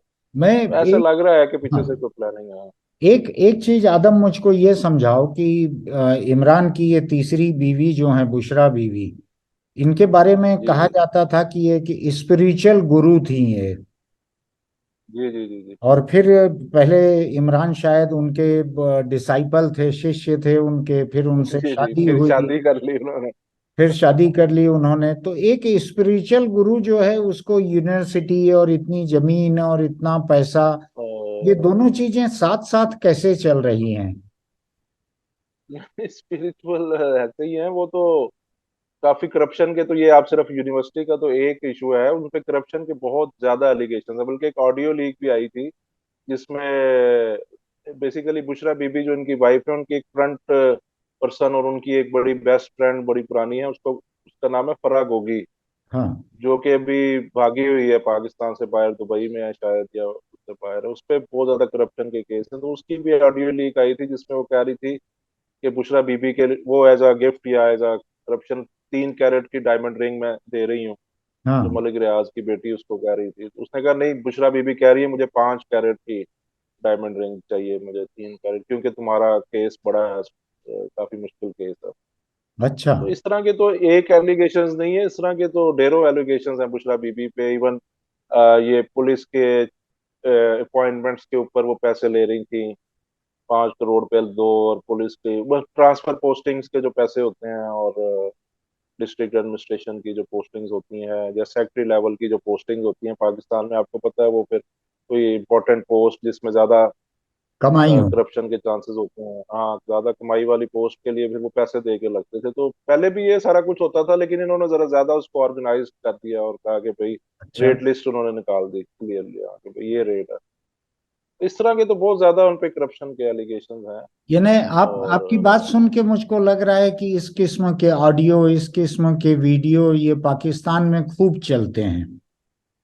ये पिछले अरसे से हो रहा है, जब ये स्पेशली जो आर्मी चीफ जनरल बाजवा के बारे में और जो आईएसआई चीफ थे स्पेशली जनरल फैज हमीद के बारे में, कि उनके पास एक बहुत बड़ी लाइब्रेरी है वीडियोस की, सारे जो मेंबर पार्लियामेंट हैं, जो बड़े टॉप जजेस हैं, उनकी पर्सनल वीडियोस हैं एंजॉय करते हुए, तो उसको दिखा के फिर वो ब्लैकमेल करते हैं। बल्कि ये तो मरियम नवाज ने कहा था कि इस्लामाबाद में एक कर्नल होता है, वो पूरी कौमी नेशनल असम्बली को कंट्रोल कर लेता है, तो उसके पास पूरी लाइब्रेरी वीडियोस की होती है। तो ये तो चीजें डिस्कशन चल रही हैं यहाँ पे। और फिर कुछ वीडियोस सामने आई भी। एक वो जज जिसने नवाज शरीफ के खिलाफ डिसीजन दिया था, उसकी वीडियोस आई, वो काफी इंजॉय कर रहा था स्विमिंग पूल के पास बैठा हुआ, और ड्रिंक वगैरह कर रहा था और डांस कर रहा था, तो उसके बाद काफी उसको बदनाम हुआ। इस तरह और भी वीडियोस वगैरह अब तो आती रहती हैं यहाँ पे। इसी तरह इमरान खान की कुछ पर्सनल ऑडियो कॉल्स हैं, इसी की पार्टी की एक काफी फीमेल लीडरशिप थी, उसके साथ एक बड़ी पर्सनल सी ऑडियो कॉल की इमरान खान की भी आई था। तो ये ब्लैकमेलिंग दोनों तरफ से चलती है। फिर उन्होंने कहा कि नहीं हमने, फिर यहाँ इन्होंने नवाज शरीफ की पार्टी के कुछ लीडर्स थे उनकी वीडियोस, जो थी मिनिस्टर थे फेडरल, उनकी कोई पर्सनल वीडियोस ऐसे एंजॉय करते हुए, जो एक्स्ट्रा मैरिटल रिलेशन और इस तरह की चीजें हैं। तो उस पर काफी फोकस है पाकिस्तान, पॉलिटिक्स के सिवा हर चीज पे फोकस है। जो लोगों के इश्यूज हैं, जो महंगाई है, बेरोजगारी है, उसके उसको अगर आप छोड़ दें, तो बाकी पर्सनल रिलेशंस के ऊपर, पर्सनल एक्स्ट्रा मैरिटल के ऊपर, और कौन क्या कर रहा है, किधर जा रहा है, कितने पैसे ले रहा है, वो सारी चीजें इस वक्त ये बड़ा सोशल मीडिया पे हर जगह। ये बड़ा इंटरेस्टिंग सीन दिख रहा है मुझको पाकिस्तान का, कि आटा चाहे कम हो, डाटा रहने से भी लोगों का एंटरटेनमेंट हो जाता है। और मैं और मुझको एक बात की शिकायत भी है कि हमारे दोनों के मुल्क अभी 75 साल पहले तक तो एक साथ भाई थे दोनों। लेकिन फिर भी एक ही मुल्क है। आप इतनी दिलचस्प वीडियो ऑडियो कुछ शेयर करते नहीं हैं, हम लोगों को यहाँ तो उतनी नहीं मिल रही है देखने। कम से कम नहीं नहीं, ये तो पाकिस्तान की। पड़ी हुई है यूट्यूब पे, पड़ी हुई है, ये तो सारा यहाँ पे लाखों लोगों ने यहाँ पे वायरल हो जाती है। ऐसी वीडियो का तो लोग इंतजार करते रहते हैं, बल्कि पहले से आना शुरू हो जाता है, कल एक वीडियो आ रही है, पहले अच्छा। बाकायदा उसको एक प्रोसेस के तहत, हाँ जी, 2 दिन बाद वीडियो आ रही है, और ट्यून इन हो जाए, परसों आएगी, आज रात 10 बजे आएगी, तो फिर वो जब आती है वो बड़ी तेजी से वायरल होती है। तो आजकल तो आपको पता है सोशल मीडिया ने बड़ा आसान कर दिया है वो तो बहुत हम्म। ज्यादा। मैं अब आपसे बात व्हाट्सएप हो पे रही शेयर है हो तो रही होती है। मैं आपसे बात हो रही है तो एक चीज और समझना चाहता हूँ, कि जिस लेफ्ट पार्टी को आप बिलोंग करते हैं, तो जी जी। लेफ्ट मूवमेंट का वहां पर क्या जगह है उसकी पाकिस्तान की राजनीति में, पाकिस्तान की सोशल लाइफ में, ट्रेड यूनियन में? आप कहाँ खड़े हैं? हिंदुस्तान में तो लेफ्ट जो है वो सिमट कर एक स्टेट में रह गया है, आप जानते होंगे इतना। लेकिन जी जी जी जी। पाकिस्तान में लेफ्ट क्या है? उसका इलेक्टोरल कोई फ्यूचर है? वो ट्रेड यूनियन में है, वो एक आइडियोलॉजी है, कि आप साल में एक बार भगत सिंह की शहादत को मना लेते हैं, ऑनर करते हैं? क्या है वहां पर लेफ्ट? हाँ, उसमें खैर इंडिया के लेफ्ट अगर एक स्टेट में गया तो उसका एक अलग क्रिटिसिज्म है, वो ज़ाहिर है आप भी उस पर डिस्कशन डिबेट कर सकते हैं। पाकिस्तान के अंदर लेफ्ट की पहली बात तो ये है कि बड़ी स्ट्रांग ट्रेडिशंस हैं। ऐसा नहीं है कि पाकिस्तान में कभी भी लेफ्ट स्ट्रांग नहीं रहा। अच्छा। और पाकिस्तान में जब भुट्टो पावर में आया था तो उसकी जो सारी मूवमेंट थी, जो सारे लोग थे, और वो जो सारा उसने स्लोगन्स दिए थे, वो सोशलिज्म के ही ना, उसका ओपनली नारा था सोशलिज्म पाकिस्तान में आएगा और मैं सोशलिज्म लेके आऊंगा। और उस वक्त पूरे पाकिस्तान में जो नारा लग रहा था वो यही था, सोशलिज्म आवे ही आवे। जिस तरह वो पंजाबी में कहते थे कि जेड़ा बावे वही खावे, सोशलिज्म आए, कि जो फसल गाएगा पे हल वही चलाएगा खाएगा। वो फसल उसी की, हाँ, वही खाएगा। और हर जगह के ऊपर उस वक्त भी मौलवियों ने और ये फंडामेंटलिज्म ने बहुत ज्यादा फतवे दिए कि जो अ, इस्लाम से बाहर निकल जाएगा, जो सोशलिज्म, जो भुट्टो को वोट देगा, जो सोशलिज्म को वोट देगा, वो मुसलमान नहीं रहेगा। ये लोगों ने फिर भी दिया उधर वोट। और एक बहुत बड़ी वो एक डिफाइनिंग मूवमेंट थी पाकिस्तान की, और लाखों की तादाद में लोग थे। ट्रेड यूनियंस का बहुत बड़ा एक नेटवर्क था। पूरी जो पाकिस्तान की मेन यूनियंस थी उसमें लाखों लोग थे। जो रेलवे की यूनियन थी, जो इलेक्ट्रिसिटी वर्कर्स की यूनियन थी, जो एयरलाइन की यूनियन थी, जो उस वक्त टेली कम्युनिकेशन और वो पोस्ट ऑफिस की यूनियन थी, वो सारे लेफ्ट के लोग ही उसको लीड करते थे। और उसमें अच्छा। लाखों की तादाद में लोग होते थे। और उसके बाद जब भुट्टो पावर में आया, जब नेशनलाइजेशन हुई, तो बहुत बड़ी वो सारे ट्रेड यूनियंस लेफ्ट के, भुट्टो ने खैर लेफ्ट पे उस वक्त अटैक भी किया। भुट्टो बेसिकली प्ले करता था राइट और लेफ्ट के दरमियान एक बैलेंसिंग एक्ट बनाने की कोशिश करता था, जिसकी उसको सजा भी मिली at the end of the day. फिर जब जिया का, जनरल जिया का मार्शल लॉ लगा, उसमें सबसे ज्यादा अटैक तो लेफ्ट पे किया गया। हाँ। और जो रेस्टोरेशन ऑफ डेमोक्रेसी की मूवमेंट थी, जिसमें लोगों को हाँ। फांसियां हुई, कोड़े मारे गए, जेलों में लोगों को डाला गया, वो सारे लेफ्ट के लोगों ने ही चलाई थी। उसको फिर अल्टीमेटली बेनजीर ने लीड किया। लेकिन उसके अंदर जो, जिसको वो MRD उसको कहते थे, movement for the restoration of democracy, उसमें कम्युनिस्ट पार्टी के लीडर होते थे। यहाँ पे जाम साकी 10 साल जेल में रहे, सॉलिटरी कंफाइनमेंट में 6 साल रहे। यहाँ पे लोगों को टॉर्चर किया गया, हमारी फैमिली से लोग जेलों में रहे, फांसियां हुई। यहाँ पे बहुत से जो पॉलिटिकल वर्कर्स थे वो लेफ्ट के लोगों ने ही स्ट्रगल की। लेकिन अल्टीमेटली जो लीडरशिप के बिट्रेल्स थे, जो पीपल्स पार्टी की लीडरशिप का बिट्रेल था, जो और ट्रेड यूनियन लीडर्स के बिट्रेल थे, फिर सोवियत यूनियन का कोलैप्स था, उसके बाद फिर लेफ्ट काफी वीक होता चला गया। और अब आपकी बात ठीक है कि पाकिस्तान में लेफ्ट की फोर्सेस कोई इस तरह मैस बेस नहीं रखती, या कोई इलेक्टोरल पॉलिटिक्स में या उस तरह नहीं है। लेकिन जो इस वक्त पाकिस्तान की सिचुएशन बन रही है, मैं समझता हूँ कि वो एक डिफाइनिंग पॉइंट पे चली गई है, और एक बिल्कुल एक नई पॉलिटिकल जो है स्पेक्ट्रम डेवलप होगा आने वाले पीरियड में। और ये जितनी एस्टेब्लिश पॉलिटिकल पार्टीज हैं, ये इस वक्त में हम ये कहते हैं कि ये हैंगिंग इन द एयर है, हवा में मुअल्लक हैं। इनकी जो सपोर्ट बेस है वो इरोड हो गई है, खत्म हो गई है। हाँ। مثلا नवाज शरीफ की जो सपोर्ट बेस पास्ट में थी, मिडिल क्लास, पंजाब की मिडिल क्लास में, वो आज उसको सपोर्ट नहीं कर रही। पीपल्स पार्टी की जो सपोर्ट बेस थी पीजेंट्री में, किसानों में, मजदूरों में, वो आज उसके साथ नहीं है। और पीपल्स पार्टी वाइप आउट हो गई है almost all over the country. सिर्फ वो जनरल्स के साथ और इन रूलिंग उसमें है, तो इस वजह से वो पावर में है। वरना ग्राउंड पे इसी तरह इमरान खान का जो बबल एक बना था पिछले 8-10 सालों में, वो उस तरह आपने देख लिया कि वो उतना ज्यादा उसके सपोर्ट नहीं रही। तो एक डिफाइनिंग मूवमेंट है, और मुझे लगता है कि आने वाले पीरियड में लेफ्ट को बहुत बड़ी अपॉर्चुनिटीज पाकिस्तान में मिलेंगी। और जो इश्यूज हैं, बेसिकली आपने ये भी तो देखे ना कि कोई पॉलिटिकल पार्टी तो इश्यूज को एड्रेस ही नहीं कर रही। हाँ। मुल्क तो आपका बैंकरप्ट हो गया है। हाँ। आपको IMF पैसे नहीं दे रहा, चाइना आपको पैसे, सऊदी अरब से आप भीख मांगते रहते हैं, रोज सऊदी अरब का विजिट कर रहे हैं, दुबई जा रहे हैं पैसे लेने। उन्होंने तेल देना, हालांकि पहले सऊदी अरब से इनको उधार तेल मिल जाता था कि चले आप हाँ। पैसे 5 साल बाद दे देना, 10 साल, वो भी उन्होंने बंद कर दिया है। हम्म। और जो सारा इधर एक इकोनॉमी का क्राइसिस है, ओवरऑल इंटरनेशनल इकोनॉमी का क्राइसिस है, तो इसमें तो आप इश्यूज को एड्रेस ही नहीं कर रहे।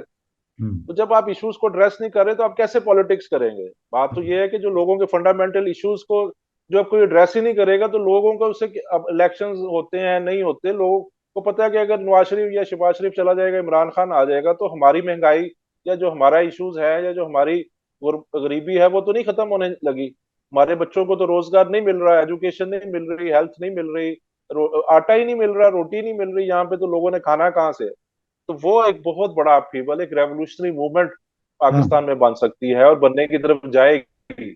और हाँ। हम जो इसमें पाकिस्तान में काम कर रहे हैं, जो लेफ्ट के हवाले से, जो कम्युनिस्ट अपने आइडियाज यहाँ पे लेके लोगों तक जा रहे हैं, और हमें बहुत ज्यादा रिस्पांस मिल रहा है। अभी जो ये मे डे हुआ है ये 2 हफ्ते पहले, इसमें मैं खुद कराची में था, और हम्म। बहुत बड़ी जो थी वो तादाद में वर्कर्स थे, इंडस्ट्रियल वर्कर्स थे। लांडी कुरंगी इंडस्ट्रियल एरिया कराची का बहुत बड़ा इंडस्ट्रियल एरिया है, लाखों की तादाद में वर्कर्स वहाँ पे होते हैं। तो वहां पे भी हमारी रैली में भी काफी वर्कर्स थे, मुख्तलिफ यूनियंस थी वहां पे, और बहुत ही ओवरवेलमिंग रिस्पांस वहां पे हमें मिल रहा था। और बहुत पहले अच्छा। भी हमने वहां पे खैर काफी बड़ी रैलीज निकाली हैं। हमने तकरीबन 25 से ज्यादा शहरों में पाकिस्तान में इस वक्त मे डे की एक्टिविटीज अभी ये 2 हफ्ते पहले की हैं, और हर जगह से ही। और उसमें इवन हमने वजीरिस्तान, वहां पे अफगानिस्तान के बॉर्डर पे एक जगह है जो कि तालिबान का जिसको कहा जाता है कि स्ट्रांग होल्ड है, वहां पे हमने मे डे की बड़े एक रैली निकाली शहर के अंदर। इस तरह और बहुत से कराची में, पेशावर में, लाहौर में, लाहौर में रेलवेज में हमने एक्टिविटीज की।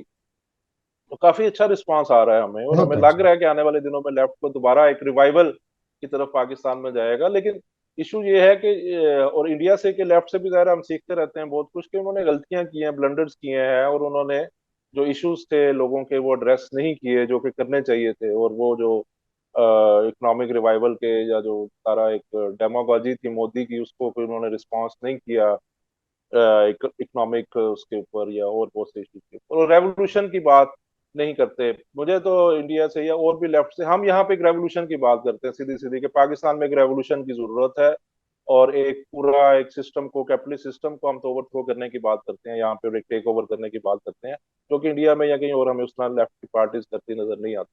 और हमें हम्म। लगता है कि पाकिस्तान के लोग भी अब इसी, और ये खैर पाकिस्तान में अब ये कहना कि एक रेवोल्यूशन होने जा रहा है, इवन यहाँ के जो लीडिंग बोर्जुआ पेपर्स हैं, डॉन के अंदर कल परसों आर्टिकल आया था कि रेवोल्यूशन हो सकता है पाकिस्तान में। अच्छा। इवन आईएमएफ यहाँ पे गवर्नमेंट को कह रहा है कि आपकी जो पॉलिसीज हैं ये एक रेवोल्यूशन को पाकिस्तान में कर सकती हैं, जो श्रीलंका में हुआ है। तो ये तो अब रूलिंग क्लासेस के अंदर जो डिस्कशन होती है कि अगर आप, ये तो इमरान खान ने कहा कि जब जिसको अरेस्ट करने से एक दिन पहले, कि अगर आप ये जो कुछ कर रहे हैं मुझे आप गिरफ्तार करेंगे तो ये तो सारा लोग बाहर निकल आएंगे और सब कुछ ही गोल हो जाएगा, सब लोग ही हाँ। उल्टा दे जाएंगे, तो आपकी और जो मेरा टाइम चल रहा है उसको निकालें, मुझे गिरफ्तार ना करें। तो वो तो रेवोल्यूशन तो हर कोई समझ रहा है, लेकिन हाँ। वो हमें लगता है कि आने वाले दिनों में एक रेवोल्यूशनरी पीरियड बनेगी, तो एक नई पॉलिटिकल स्पेक्ट्रम पूरा राइट, और उसमें ऐसा नहीं है कि कोई वन वे राइड होती है, राइट विंग की भी पार्टीज अपना अटैक करेंगी, सारा कुछ हाँ। होगा, लेकिन एक नई डायमेंशन बनेगी, और लेफ्ट की दोबारा एक मैच बेसिस बन सकती है एक नेक्स्ट पीरियड के। ये बतलाइए आदम मुझको कि जो राइट विंग एलिमेंट्स हैं वहाँ पे, पॉलिटिकल पार्टीज को छोड़ भी दें तो बहुत सारे रिलीजियस फैनेटिक कंजर्वेटिव ऑर्गेनाइजेशंस हैं पाकिस्तान में, जो अलग जी अलग जी इन्फ्लुएंस रखते हैं। इन लोगों का जी क्या जी। रुख रहता है आपके जैसे लोगों के लिए, आपके ऑर्गेनाइजेशन के लिए, लेफ्ट के लिए? जाहिर है कि वो, पहली बात तो ये है कि वो अभी हमें इतना ज्यादा सीरियस नहीं लेते हैं, ना ही कोई हम इतना बड़ा कोई मैच फोर्स है या कोई थ्रेट है। लेकिन डेफिनेटली वो दूसरी बात ये है कि वो स्टेट स्पॉन्सर्ड हैं सारे के सारे, चाहे हाँ। वो, उस पर तो हमने बहुत ज्यादा लिखा भी है, बहुत ज्यादा हमारी डिबेट्स डिस्कशंस भी हैं कि वो किस तरह जो, और पीछे वो अमेरिकन स्पॉन्सर्ड था जिहाद, आपको पता है यहाँ पे सारा, और स्टेट हाँ। स्पॉन्सर्ड जिहाद था, और फिर वो तालिबान का सारा फैक्टर, और इसी तरह जो रिलीजियस सारी आउटपुट थी, तो वो तो उनको एक स्पॉन्सरशिप होती है। और लेकिन दूसरी बात ये है कि वो जो अपना रिलीजन का या जो भी एक रिलीजियस सेंटिमेंट है उसको वो एड्रेस करने की कोशिश करते हैं, लेकिन पाकिस्तान में कभी भी उनको मैस पॉपुलैरिटी नहीं मिल सकी। कभी भी जो इलेक्टोरल प्लेन में ही आप देख लें कि इवन इमरान खान तालिबान की थोड़ी बहुत सपोर्ट करता है, लेकिन एक जो उसके साथ अर्बन मिडिल क्लास है जो उसके जलसे, बल्कि जो इमरान खान के जितने ये गैदरिंग्स होती हैं, बड़ी बड़ी पब्लिक मीटिंग्स होती हैं, जलसे होते हैं, ये मशहूर ही इसलिए हुए हैं कि यहाँ पे म्यूजिक होता है, नाच गाना होता है। ठीक। यहाँ पे काफी ज्यादा एक लड़कियां और लड़के मिल के वहाँ पे एक एक पार्टी नाइट की तरह के उसके जलसे होते हैं। और ये इमरान खान की अपनी कुछ जो थी पार्टी मीटिंग्स की डिस्कशन भी बाहर आई थी कि भाई लोग बोर हो जाते हैं रिलीजियस डिस्कशन से, कोई म्यूजिक वगैरह लगाया करो, कोई डांस डांस करवाया करो, ताकि यूथ को हम अट्रैक्ट कर सकें, इस तरह तो वो बोर होके चले जाएंगे। तो तो ये तो एक नया जो उसने दिया था। ये फंडामेंटलिस्ट लोगों के तौर तरीकों के खिलाफ है ये। हाँ जाहिर है कि वो चाहते हैं कि भाई इस तरह ना म्यूजिक बजे, डांस ना हो, और लड़के लड़कियां आपस में इकट्ठे ना बैठ सके, और ये सारा। वो तो तो रिलीजियस पार्टीज को तो इसीलिए हम देखते हैं ना कि वो वोट नहीं देते लोग यहाँ पे। कभी भी हम्म। आपने देखा नहीं होगा कि वो इलेक्शंस के अंदर जो है उनको कोई बहुत बड़ी जो जो आप छोटी पार्टीज की बात कर रहे हैं जिसमें जमात इस्लामी है या इधर पिछले दिनों तहरीक लब्बैक है, ये वो, उनको कोई इस तरह की वोटिंग नहीं मिलती। जो एक इमेज पाकिस्तान का बनाया गया है कि ये बड़े सारे ही लोग ही यहाँ पे कोई तालिबान है, ऐसा नहीं है। यहाँ के लोग उसको पसंद नहीं करते हैं और उनके खिलाफ एक सेंटीमेंट है, और स्पेशली जो वर्किंग क्लास है पाकिस्तान की, समझते हैं कि उसके अंदर एक रेवोल्यूशनरी पोटेंशियल है। उन्होंने हमेशा जो सोशलिज्म की बात है, जो लेफ्ट की पॉलिटिक्स है और लेफ्ट की जो डिस्कशन है, उसको हमेशा सपोर्ट किया है और उसके एक बड़ी स्ट्रॉन्ग ट्रेडिशंस हैं। जिस तरह भुट्टो की अगर आप देख लेंगे, पाकिस्तान में अगर कोई लीडर जिसने मैस पॉपुलैरिटी ली है तो वो भुट्टो ही था। और हाँ। उसके अगर आप अभी भी वीडियोस पड़ी होती हैं, लाखों के लोग थे और सारी वर्किंग क्लास थी और वो सोशलिज्म की बात कर रहा था। वो उसने हाँ। रोटी कपड़ा मकान की बात की यहाँ पे। और लोग आज भी पाकिस्तान में लोगों की डिमांड तो यही है कि रोटी कपड़ा मकान चाहिए, हमें रोटी चाहिए बेसिकली, और उसी को ही वोट देंगे लोग। तो आप रिलीजियस आगे डिस्कशन करेंगे तो वो तो लोगों को पता है कि हम सारे ऑलरेडी उसी रिलीजन से बिलोंग करते हैं जो मेजोरिटी ऑफ द पॉपुलेशन है, तो इसमें हमें नई बात तो आप नहीं बता रहे। हम्म। फिलहाल हमें रोटी चाहिए, वो अगर आप दे सकते हैं तो फिर हम आपके साथ चलते हैं। हम्म। अब आदम, हम लौटें जिस बात से हमने शुरू किया था कि आज की जो रियल पॉलिटिक्स है वहाँ की, और अगली सरकार जो बन सकती है पार्लियामेंट इलेक्शन के बाद में। और हो सकता है कोई करिश्मा हो जाए, कोई चीफ जस्टिस मेहरबान हो जाए, कोई जनरल मेहरबान हो जाए तो बिना इलेक्शन चेंज हो जाए। लेकिन फिर भी इलेक्शन होगा तब तो एक चेंज, जायज चेंज भी हो सकता है। क्या लगता है आपको, अगला पार्लियामेंट इलेक्शन जुलाई में बतलाया आपने? नहीं, जुलाई में ड्यू है, अगस्त में ड्यू है, लेकिन ऐसा होता नजर नहीं आ रहा। इवन अक्टूबर की डिस्कशन चल रही है कि जब ये चीफ जस्टिस रिटायर होगा तो नवाज शरीफ जस्टिस आ जाएगा। लेकिन अक्टूबर में भी शायद होते नजर नहीं आ रहे और अभी तक कोई मूड नजर नहीं आ रहा एस्टेब्लिशमेंट का करवाने का। और मे भी उसको एक साल तक डिले करें। बहुत से लोग कह रहे हैं कि कोई इंटरिम सेटअप ले आएंगे, कोई मार्शल लॉ की भी डिस्कशन चल रही हैं और बहुत सी ऐसी डिस्कशन चल रही हैं। दूसरी बात यह है कि अनपॉपुलर है गवर्नमेंट इस टाइम बहुत ज्यादा, जिस तरह महंगाई है, बेरोजगारी है, इन्फ्लेशन, सारा चीजें मैंने पहले भी बात की है। उसकी वजह से अब इमरान खान को या जो भी अपोजिशन होती है उसका एक एडवांटेज तो होता है बहरहाल के, क्योंकि भाई इस गवर्नमेंट ने इतनी ज्यादा महंगाई कर दी है तो इसको चांस मिलना चाहिए। तो इमरान खान को इस वक्त एक एडवांटेज है। इसी वजह हम्म। से उसका साइज थोड़ा सा कट कर रहे हैं। उनको लगता है कि क्योंकि आर्मी की हमेशा ये ख्वाहिश होती है पाकिस्तान में कि हंग पार्लियामेंट बने, कि किसी के हाँ। पास भी कोई क्लियर मेजोरिटी ना हो हाँ। तो 5-10 बंदे इसके तोड़ के उधर डाल दें तो उसकी गवर्नमेंट बन जाए, 10 बंदे उधर तोड़ के उधर डाल दें और उस एक समय कोलिशन गवर्नमेंट हो, दो छोटे छोटे पार्टियां हंग साथ पार्ल जोड़ दी जाए। हंग पार्लियामेंट में वीडियो लाइब्रेरी काम आती है। हाँ हाँ। तो वो ही ना, वो क्लियर मेजोरिटी हो गई है तो वो फिर उनको अच्छा नहीं लगता कि इमरान खान अगर इलेक्शन करवा दें हम्म। जुलाई में या अगस्त में और इमरान खान एक क्लियर मेजोरिटी लेके आ जाए तो फिर उसको कंट्रोल करना थोड़ा मुश्किल हो जाएगा। हम्म। इसलिए वो चाहते हैं कि अगर इमरान खान ने आना भी है तो छोटी पार्टियों को साथ मिला के और इस तरह का सीन बने। लेकिन पहली बात तो ये है कि किस तरह मुल्क की इकॉनमी का क्या करना है, बाकी चीजों का क्या करना है, इसके बारे में कोई ऐसा क्लियर प्लान नहीं है। तो और गवर्नमेंट भी कंफ्यूज्ड है कि भाई ये 12 पार्टियां हैं जो पावर में है इस वक्त, वो भी इस वक्त ये नहीं चाहती कि वो इलेक्शंस में अगर ऐसे ही चली जाए। अब ये जून में अगले महीने बजट अनाउंस करना है जिसमें जो करंट गवर्नमेंट थी इसकी ख्वाहिश थी कि हम ऐसा बजट, इलेक्शन बजट अनाउंस करें जिसमें काफी ज्यादा रिलीफ लोगों को दें हाँ। और वेजेस पॉपुलर बढ़ा रहे। दें, पब्लिक सेक्टर की पॉपुलर बजट एक दे के चले जाएं और उसके बाद हम इलेक्शंस में चले जाएं। लेकिन वो फिर आईएमएफ को भी पता था, उन्होंने कहा कि हम आपको अपने डॉलर दें और आप वो सब्सिडीज दे के और हाँ। इलेक्शन अपना सीधा करके आप निकल जाए तो हमारी हाँ। इकॉनमी और हमारे पैसे तो फिर फंसे के फंसे रह जाए। तो हाँ। आप ऐसा करें कि पहले बजट पास कर लें, फिर हम हाँ। आपको बेल आउट पैकेज की डिस्कशन करेंगे कि देना है या नहीं देना, वो हाँ। बाद में देखेंगे। बजट आप पहले हमें हमारे से अप्रूव करवा लें आप। बजट तो वो बजट कोई समझ आपका फिलहाल बजट अभी दे नहीं। आपका बजट देख के हम तय करेंगे कि आप कर्ज पाने के लायक हैं या नहीं। हाँ, वो बस ऐसे ही है। वो कोई वैसे भी उनका इतना मूड लग नहीं रहा है इनको, क्योंकि वो कह रहे हैं कि हम आपको पैसे देते हैं, आप चाइना को आपने लोन्स लिए हुए हैं वो आप रिटर्न कर देते हैं तो हमारे हाँ। डॉलर इनडायरेक्टली चाइना जा रहे हैं, तो जो हमें तो इतनी हाँ। पसंद नहीं आ रही बात। तो हाँ। वो फिर ये उन्होंने इसीलिए पहले भी बंद किए थे उनके डॉलर, अब फिर दोबारा बंद कर। हम्म। दूसरा, चाइना वाले कह रहे हैं कि हमने आपको पहले इतने लोन दिए हैं वो आप वापस नहीं कर रहे, चार हाँ। पांच साल से पेंडिंग है। तो उन्होंने भी बंद कर दिए हैं ज्यादा प्रोजेक्ट और लोन इस पर। बस ये भी इंतजार कर रहे हैं कि कोई मदद हो कहीं से रूहानी मदद कहीं से आ जाए तो फिर। तो आदम, आपसे बातचीत बहुत ही दिलचस्प रही, बहुत इंटरेस्टिंग रही। और जितने लोग हमको देखेंगे उनको पाकिस्तान के बारे में बहुत कुछ जानने मिलेगा। और हिंदुस्तान, आप जानते हो, हिंदुस्तानियों की बड़ी दिलचस्पी पाकिस्तान के मामलों में रहती है। और आपने ढेर सारी चीजों को डीमिस्टिफाई किया है, खुलासा जो रखा है आपने, उससे हम सबको समझने में बहुत मदद मिली है। तो फिर कुछ महीनों के बाद में जब वहाँ हालात कुछ बदलेंगे, कोई नई चीजें होगी, हम फिर आपसे बात करेंगे। और तब तक के लिए मेरी शुभकामनाएं कि पाकिस्तान एक बेहतर हालत में आए, लोगों की तकलीफें दूर हो, डेमोक्रेसी मजबूत हो वहाँ पे। क्योंकि पड़ोसी की डेमोक्रेसी मजबूत होना किसी किसी भी देश के लिए अच्छा होता है, किसी भी मुल्क के लिए बेहतर होता है। तो हिंदुस्तान में भी बहुत से समझदार लोग ये मानते हैं कि पाकिस्तान में एक मजबूत डेमोक्रेसी हिंदुस्तान के भी भले की बात होगी। तो आपसे हम बात करते रहेंगे। आज आपने इतना समय निकाला, इसके लिए बहुत शुक्रिया। और आपसे बात होनी थी, इसलिए मैं ये लाल टी शर्ट पहनकर आया था आपको लाल सलाम करने के लिए।